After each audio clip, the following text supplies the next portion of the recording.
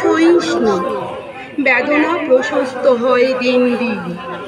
এরই মাঝে মাঝি জীবনপুরের বৈঠায় ভাটিয়ালি ধরে। সুখ চাও, নিরবিচ্ছিন্ন সুখ, তবে নদীর মতো, গাছেদের মতো, ফোটা ফুলের মতো, কলি কলি রাগে, কিংবা তারার সুখের সাথে সুর বাঁধো।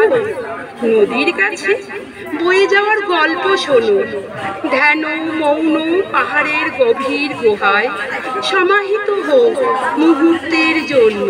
তারপর পাতার প্রমিত গল্প পাখিদের বৈচিত্র্যহীন প্রাত্যহিক সুরে মেলে দিও তোমার প্রাণের ডানা।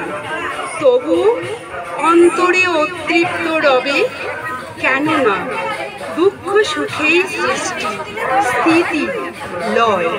নমস্কার।